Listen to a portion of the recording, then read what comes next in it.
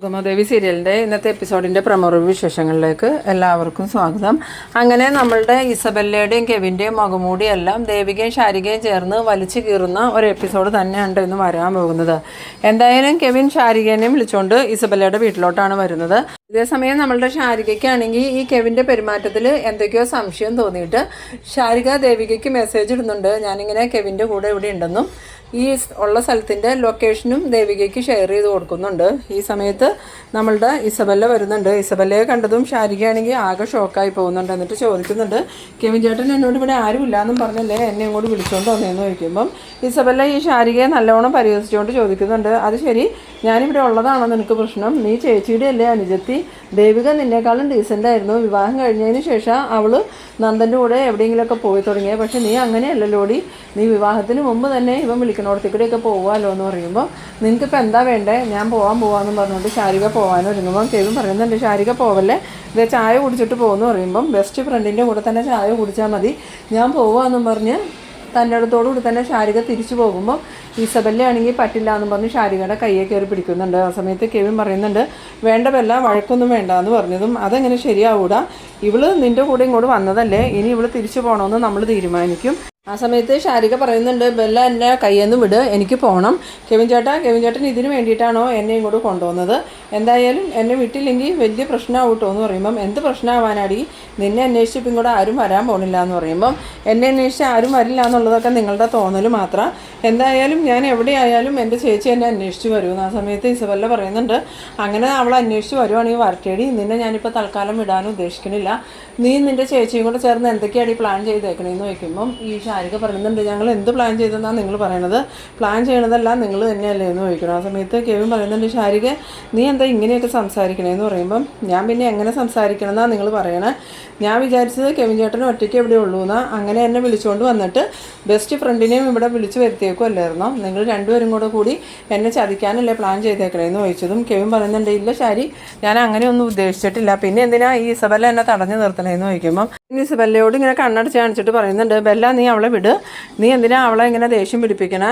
Bella തമാശ കാണിച്ചതാ ശാരികയെന്ന്. ആ സമയത്ത് ശാരിക പറയുന്നുണ്ട്, ഇത്തരത്തിലുള്ള തമാശയൊന്നും എനിക്കിഷ്ടമല്ല, അതുകൊണ്ട് ഞാൻ പോവാന്ന് പറയുമ്പോൾ വീണ്ടും ഈ ഇസബല്ല പോകാനൊക്കില്ല എന്ന് പറഞ്ഞ് തടഞ്ഞു നിർത്തുന്ന സമയത്ത് ശാരിക പറയുന്നുണ്ട്, എന്നെ നിങ്ങളിവിടെ തടഞ്ഞു നിർത്തുന്നത് വലിയ പ്രശ്നത്തിന് കാരണമാകുന്നു. ഇതേ സമയം നമ്മളുടെ ദേവികയാണെങ്കിൽ ഈ ലൊക്കേഷൻ നോക്കി കാർ ഓടിച്ച് വരാണ്. അങ്ങനെ ലൊക്കേഷൻ കാണിച്ച സ്ഥലത്ത് എത്തിയതും ദേവിക ചുറ്റും നോക്കിയിട്ട് ഇത് തന്നെയായിരിക്കും വീട്, ഇതാ ഇസബല്ലയുടെ വീടാണല്ലോ, ഇങ്ങോട്ട് എന്തിനാ ശാരിക വന്നത്, ഇനി എന്തെങ്കിലും ആപത്തിൽ പെട്ടോ എന്നൊക്കെ ഇങ്ങനെ ചിന്തിച്ചുകൊണ്ട് കാറിൽ നിന്ന് ഇറങ്ങി വരുന്ന സമയത്ത് അകത്ത് നിന്ന് ശാരികയുടെ ഇസബല്ലയുടെ ഒച്ച കേൾക്കുന്നുണ്ട്.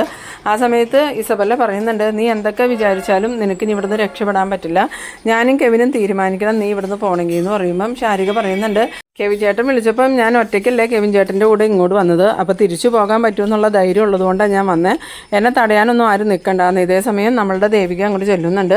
ദേവിക ചെന്നതും അവളെ വിടടി എന്ന് പറയുമ്പം ഇസബല്ല, ചേച്ചി എത്തിക്കഴിഞ്ഞല്ലോ, ചേച്ചി രക്ഷിക്കാൻ വരുമെന്നും പറഞ്ഞ് അനുജത്തിക്ക് ഭയങ്കര അഹങ്കാരമായിരുന്നു എന്ന് പറയുമ്പം ദേവിക പറയുന്നുണ്ട്, അതാണ് ഈ രക്തബന്ധത്തിൻ്റെ വല, അതൊന്നും നിനക്ക് മനസ്സിലാവില്ല, എന്തായാലും എൻ്റെ അനുജത്തിയെ വിടുമെന്ന് പറയണു.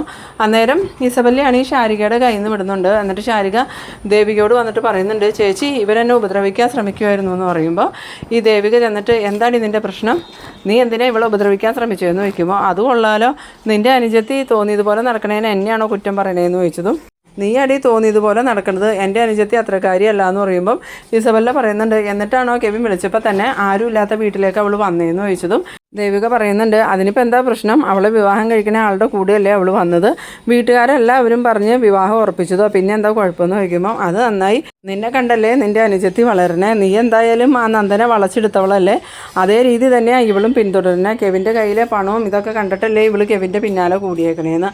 ആ സമയത്ത് ദേവികയാണെങ്കിൽ ഈ ഇസബല്ല നന്ദൻ്റെ ഒപ്പം ഹോട്ടലിൽ പോയ കാര്യങ്ങളൊക്കെ ഓർത്ത് ദേഷ്യം വന്നിട്ട്, അത് നിൻ്റെ പതിവാടി, എൻ്റെയും എൻ്റെ അനുജത്തിയുടെയും ശീലം അല്ലാതെ നീയല്ലേ മറ്റൊരാളുടെ ഭർത്താവിനെ തട്ടിയെടുക്കാൻ നോക്കിയെന്നും പറഞ്ഞ് ദേഷ്യപ്പെടുമ്പം ഇസബല്ലയ്ക്ക് ആണെങ്കിൽ നല്ല അടി കിട്ടിയതുപോലെ ആവുന്നുണ്ട്. എന്നിട്ട് നീ എന്ത് പറഞ്ഞടിയെന്നും പറഞ്ഞ് ഇസബല്ല ഈ ദേവികയുടെ നേരെ കയ്യോങ്ങിയതും ദേവിക, എന്താടി നിനക്ക് എന്നെ തല്ലാനുള്ള ധൈര്യം ഉണ്ടോയെന്നും ചോദിച്ച് തിരിച്ച് ഇസബല്ലയുടെ ചെകിട് നോക്കി ഒരെണ്ണം കൊടുക്കുന്നുണ്ട്. എന്നിട്ട് നീ എന്നെ തല്ലിയില്ലേടിയെന്നും ചോദിച്ച് ഇസബല്ല ദേഷ്യപ്പെടുന്ന സമയത്ത് ദേവിക പറയുന്നുണ്ട് ഇതിപ്പോൾ ടോക്കണേ ആയിട്ടുള്ളൂ, ബാക്കിയുള്ളത് പുറകെ വരുന്നുണ്ട്, എന്താണ് ഇനി പറഞ്ഞതെന്ന് ചോദിച്ച് ഈസബല്ല ദേവികയുടെ കയ്യെ കയറി പിടിച്ചതും കെവിൻ വന്നിട്ട് പറയുന്നുണ്ട് വേണ്ട ബെല്ല, നിങ്ങൾ തമ്മിൽ ഇതും പറഞ്ഞൊരു വഴക്ക് വേണ്ട, അവർ പോയിക്കോട്ടെ എന്ന്. ആ സമയം ഇസബല്ലയ്ക്കാണ് ഈ ദേഷ്യം വന്നിട്ട് ഈസബല്ല അത് നന്നായിടാ, ഇപ്പോൾ എനിക്കൊരു വിലയില്ല, ഇവർക്കല്ലേ വില, ഇവരുടെ ഇഷ്ടത്തിനല്ലേ നീ തുള്ളണേന്ന് ചോദിച്ച് ഈ കെവിനോട് ദേഷ്യപ്പെടുമ്പം കെവിൻ പറയുന്നുണ്ട് അതല്ല വില, നിങ്ങൾ തമ്മിൽ വെറുതെ ഒരു പ്രശ്നം ഉണ്ടാവണ്ടല്ലോ എന്ന് കരുതിയ എന്തായാലും ശാരിക പോയിക്കോട്ടെ എന്ന്. ഈ സമയത്ത് കെവിനോട് ഇസബല്ല പറയുന്നുണ്ട് കെവിനെ നീ സൂക്ഷിച്ചോ, ഇവർ ചേച്ചി അനിയത്തിയും നിൻ്റെ കൂടെ കൂടിയേക്കണത് നിന്നെ നന്നാക്കാനൊന്നുമല്ല, നിന്നെ ചതിക്കാനാ, ഇവരെന്തൊക്കെയോ പ്ലാൻ ചെയ്തിട്ടുണ്ട്, അവസാനം നീ എൻ്റെ അടുത്തേക്ക് കരഞ്ഞുകൊണ്ട് വരരുതെന്നും പറഞ്ഞ് ഇസബല്ല ചവിട്ടിത്തുള്ളി അകത്തേക്ക് കയറി പോകുന്നുണ്ട്.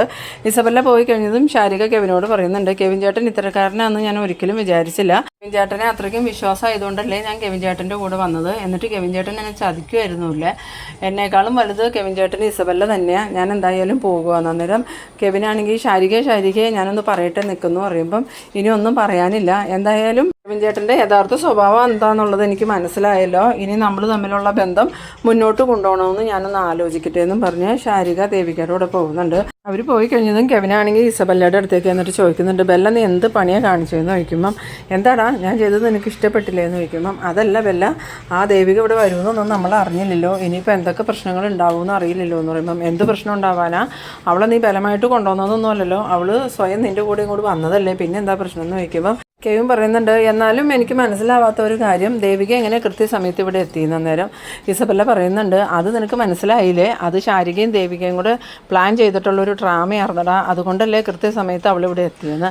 പിന്നീട് കാണിക്കുന്നത് നമ്മളുടെ ശാരികയും ദേവികയും കാറി പോകുമ്പം ദേവിക ശാരികയോട് പറയുന്നുണ്ട് മോളെ നീ എന്ത് വലിയ മണ്ടത്തരാ ചെയ്തത്, കൃത്യസമയത്ത് ഞാനിവിടെ എത്തിയില്ലായിരുന്നെങ്കിൽ നിൻ്റെ അവസ്ഥ എന്താവുമായിരുന്നു എന്ന്.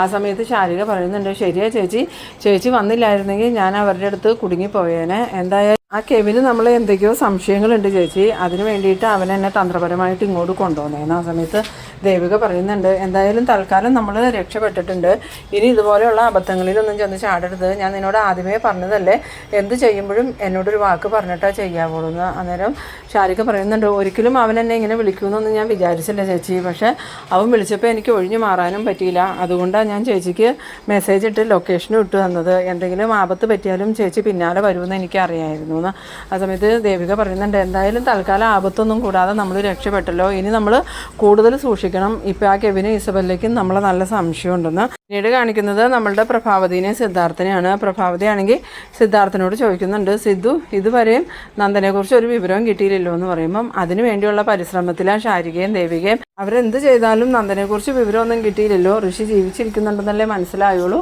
അതുമാത്രമല്ല ഋഷി എവിടെയാണെന്ന് അറിയാനും പാടില്ല എന്ന്. ആ സമയത്ത് സിദ്ധാർത്ഥൻ പറയുന്നുണ്ട് അധികം വൈകാതെ തന്നെ നന്ദൻ എവിടെയാണെന്ന് നമുക്ക് മനസ്സിലാക്കാൻ പറ്റും, അതിനുള്ള പ്ലാൻ അവർ ഒരുക്കിക്കൊണ്ടിരിക്കണം, ഇപ്പം തന്നെ അരുന്ധതി നന്ദനെ തേടി ഓടിക്കൊണ്ടിരിക്കുകയാണ്. അന്നേരം ഈ പ്രഭാവതി പറയുന്നുണ്ട് ഋഷി നമ്മളുടെ കസ്റ്റഡിയിലുണ്ടെന്ന് കരുതിയിട്ടല്ലേ അരുന്ധതി നന്ദനെ തേടിക്കൊണ്ടിരിക്കുന്നത്, ഇനിയിപ്പോൾ നന്ദനെ കണ്ടു കിട്ടിയ ഋഷിയെ നമ്മൾ എവിടെ നിന്ന് കൊടുക്കുമെന്ന് ചോദിക്കുമ്പം അതൊക്കെ പിന്നീടുള്ള കാര്യമല്ലേ, എന്തായാലും ആദ്യം നമുക്ക് നന്ദനെ കണ്ടുപിടിക്കാൻ നോക്കാമെന്ന്. പിന്നീട് കാണിക്കുന്നത് നമ്മളുടെ ദേവികേനെ മുരളീനെയാണ്. ദേവിക മുരളിയോട് ഈ ശാരികേനെ കെവിൻ വിളിച്ചുകൊണ്ട് പോയ കാര്യങ്ങളെല്ലാം പറയുന്നുണ്ട്. ആ സമയത്ത് മുരളി പറയുന്നുണ്ട് അവരുടെ മനസ്സിൽ എന്തോ ഒരു സംശയം വീണിട്ടുണ്ട്, അതുകൊണ്ട് അവർ ഷാരിനെ ട്രാപ്പിലാക്കാൻ നോക്കിയത്, കൃത്യസമയത്ത് ദേവിക ചെന്നതുകൊണ്ടല്ലേ, അല്ലെങ്കിൽ ഷാരിയുടെ അവസ്ഥ എന്താവുമായിരുന്നു എന്ന് ചോദിക്കുമ്പം ദേവിക പറയുന്നുണ്ട് അതിനെക്കുറിച്ച് ഓർക്കുമ്പോൾ തന്നെ എനിക്ക് പേടിയാവാം മുരളിയേട്ടാ, എന്തായാലും ശാരിക ബുദ്ധിയുള്ള കുട്ടിയാണ്, അതുകൊണ്ടല്ലേ ആ കെവിൻ വിളിച്ചപ്പോൾ തന്നെ ദേവികയുടെ ഫോണിലേക്ക് മെസ്സേജും ലൊക്കേഷനൊക്കെ ഇട്ട് തന്നത്, അതുകൊണ്ടല്ലേ ദേവികയ്ക്ക് കൃത്യസമയത്ത് അവിടെ എത്താനും ശാരികയെ രക്ഷിച്ചു കൊണ്ടുവരാനും പറ്റിയത്. അന്നേരം ദേവിക പറയുന്നുണ്ട്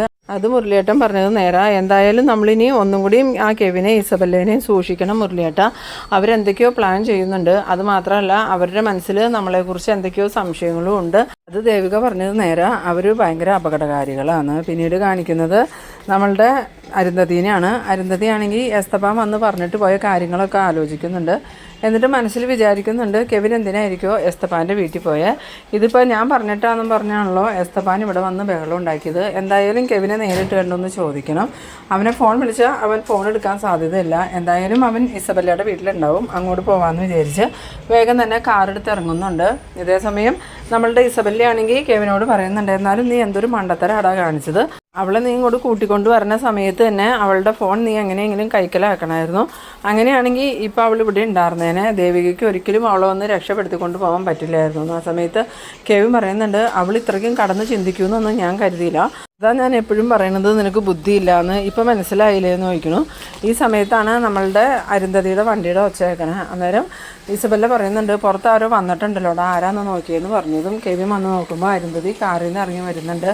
ആ സമയത്ത് അരുന്ധതിയെ കണ്ടതും ഇവരായിരുന്നോ, ഇനി ഇവരെന്ത് പ്രശ്നത്തിനും അന്യായിരിക്കും എന്നൊക്കെ ഇങ്ങനെ മനസ്സിൽ വിചാരിച്ചുകൊണ്ട് ആൻറ്റി എന്താ ഇപ്പോൾ ഇവിടെയെന്ന് ചോദിക്കുമ്പോൾ എന്താ എനിക്കിങ്ങോട്ട് വരാൻ പാടില്ലേ, ഞാൻ വന്നത് ഒരു കാര്യം കെവിനോട് ചോദിക്കാൻ വേണ്ടിയിട്ടാണ്, എന്നോട് നുണ പറയാനൊന്നും നിൽക്കണ്ട.